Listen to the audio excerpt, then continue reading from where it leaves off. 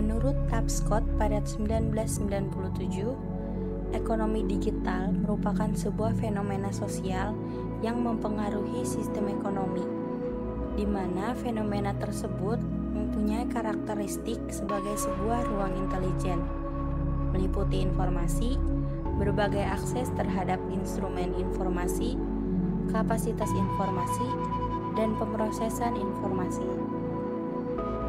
Menurut Dahle, pada tahun 2016, sejarah ekonomi dunia telah melalui 4 era dalam hidup manusia, yaitu era masyarakat pertanian, era mesin pasca revolusi industri, era perburuan minyak, dan era kapitalisme korporasi multinasional.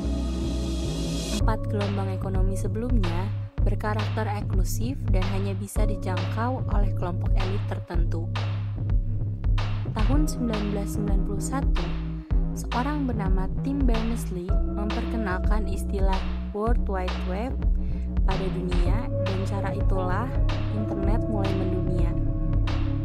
12 tahun berselang, pengguna internet mencapai 1 miliar, dan kini ada lebih dari 4 miliar pengguna internet. Awalnya, internet banyak digunakan hanya untuk browsing, chatting, atau email. Namun, seiring perkembangan zaman, makin banyak website, makin banyak media sosial, makin banyak pula orang yang memanfaatkan internet sebagai sarana transaksi ekonomi atau populernya disebut e-commerce.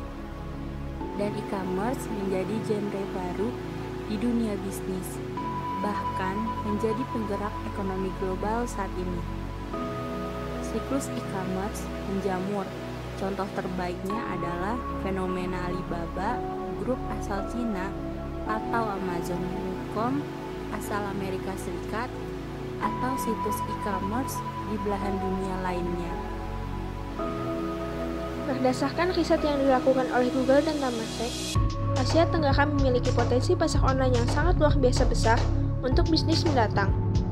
Laporan tersebut menyebutkan pasar online di Asia Tenggara mencapai 200 miliar dolar Amerika atau 2.647 triliun di tahun 2025. Sejumlah agenda menggarap potensi ekonomi digital dilakukan pemerintah, terutama dari sisi regulasi. Misalnya, Kementerian Koordinator Perekonomian mengeluarkan paket kebijakan ekonomi jilid 14 soal e-commerce dan melahirkan startup lewat Gerakan Nasional 1000 Startup Digital yang digalakkan oleh Kementerian Komunikasi dan Informatika dengan bekerja sama dengan pihak terkait. Gelombang ekonomi digital hadir dengan topografi yang landai, inklusif, dan membentangkan ekualitas peluang. Karakteristik ini memiliki konsep kompetisi yang menjadi spirit industri yang dengan mudah terangkat oleh para pelaku startup yang mengutamakan kolaborasi dan sinergi. Karena itu pula, ekonomi digital merupakan sharing ekonomi yang mengangkat banyak usaha kecil dan menengah untuk memasuki bisnis dunia. Indonesia merupakan salah satu negara yang memiliki potensi besar untuk perkembangan ekonomi digital. Perusahaan Google dan Temasek pada tahun 2018 dalam hasil penelitiannya menyebutkan bahwa salah satu hal yang mendukung perkembangan internet ekonomi di Indonesia adalah banyaknya jumlah pengguna internet di Indonesia selaras dengan pertumbuhan penduduk lebih banyak usia produktif ketimbang usia non-produktif. Pada tahun 2016, Badan Penelitian dan Pengembangan Sumber Daya Manusia atau biasa juga disebut Balitbang Sumber Daya Manusia serta Kementerian Komunikasi dan Informatika melakukan studi terkait ekonomi digital di Indonesia.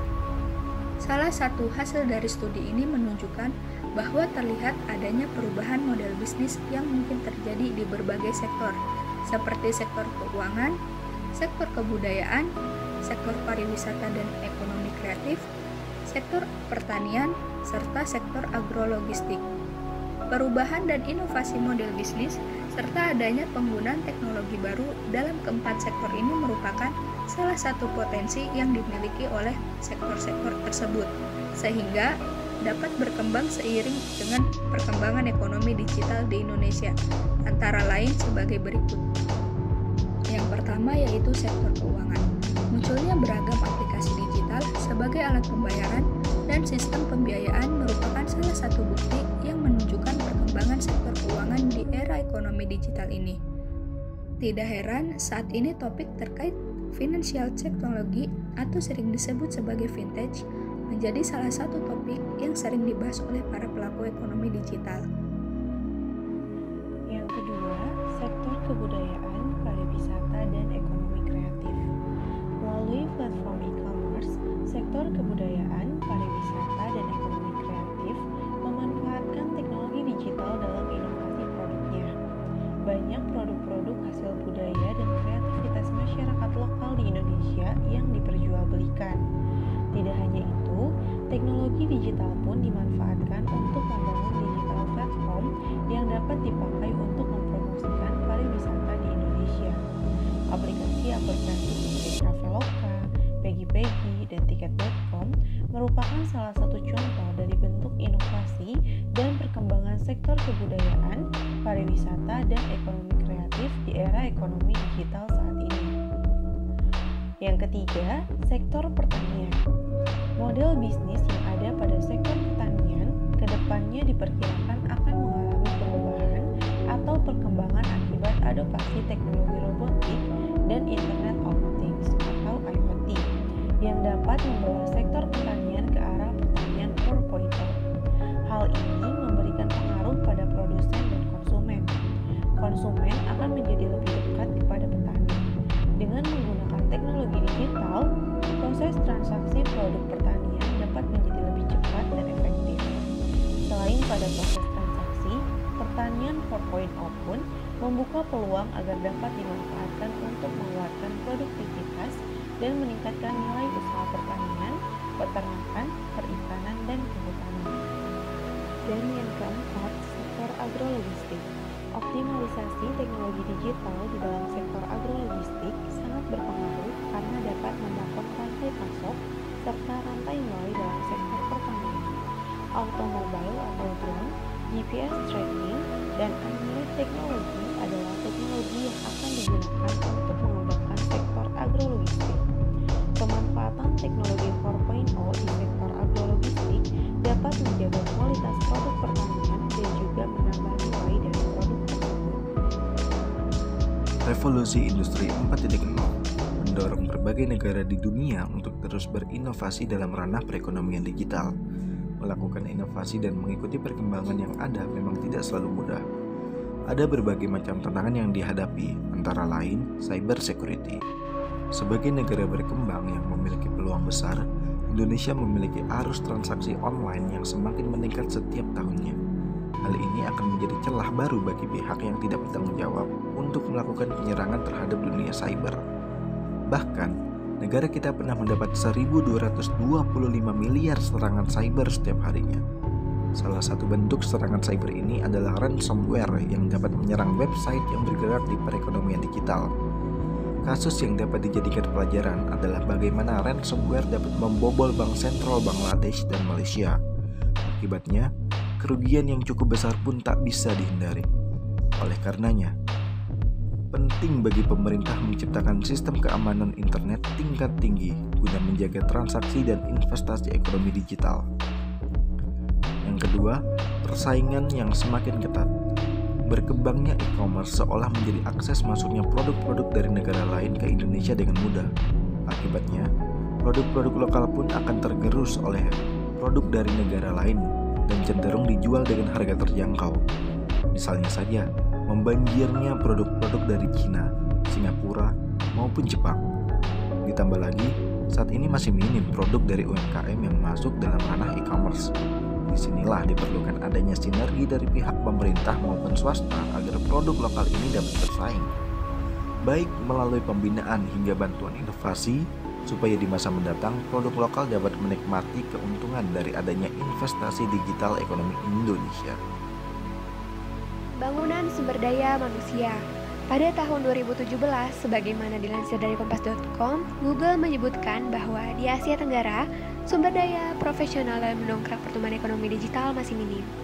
Salah satu solusinya, pemerintah harus bekerja sama dalam mengedukasi masyarakat dan mempersiapkan sistem pendidikan yang sesuai dengan perkembangan zaman jika ingin memiliki daya saing yang baik dalam menghadapi ekonomi digital saat ini. Ketersediaan akses internet yang belum mumpuni. Akses internet yang belum menjangkau setiap daerah akan mempengaruhi investasi digital ekonomi di Indonesia. Saat ini, akses internet masih terpusat di pulau-pulau terbesar saja, seperti Jawa, Sumatera, Bali, dan Nusa Tenggara. Sedangkan, wilayah seperti Kalimantan, Sulawesi, hingga Papua dinilai masih minim. Data tersebut dilansir oleh Asosiasi Penyelenggara Jasa Internet di Indonesia pada tahun 2017 lalu. Dengan adanya program pembangunan internet, hal ini bisa mendorong peningkatan perekonomian digital di Indonesia. Regulasi yang belum mengikuti perkembangan zaman. Hukum klasik menyebutkan bahwa hukum selalu berjalan tertatih-tatih mengejar perkembangan zaman. Hal ini berlaku jika aturan main mengenai digital ekonomi di Indonesia tidak ditangani dengan optimal. Pemerintah pun harus dengan sigap membuat peraturan perundang-undangan yang mengatur jalannya perekonomian digital nasional. Begitu pula dengan lembaga-lembaga terkait. Ini semata-mata untuk melindungi hak-hak konsumen dan pelaku ekonomi digital agar dapat berjalan dengan baik di masa mendatang. Ekonomi digital telah membawa dampak positif dan negatif yang menjadi tantangan bagi pemerintah dan masyarakat. Pemerintah harus dapat menciptakan regulasi yang mendorong pengembangan ekonomi digital sebagai strategi dalam mewujudkan visinya tahun 2021, seperti kebijakan kemudahan pembiayaan bagi usaha rintisan, insentif pajak, dan pembinaan penguasaan teknologi informasi dan komunikasi bagi UKM. Pembangunan infrastruktur telekomunikasi, kebijakan atau regulasi juga perlu ditingkatkan di luar wilayah Jawa dan Sumatera, sehingga meminimalisasi ketimpangan yang mungkin terjadi, khususnya untuk ketimpangan yang mengarah pada hal kritis. Pemerintah juga perlu melakukan pengembangan pendidikan teknologi informasi dan komunikasi dari tingkat dasar hingga atas, serta mendorong partisipasi masyarakat untuk meningkatkan pendidikan dan keterampilan di bidang teknologi informasi dan komunikasi.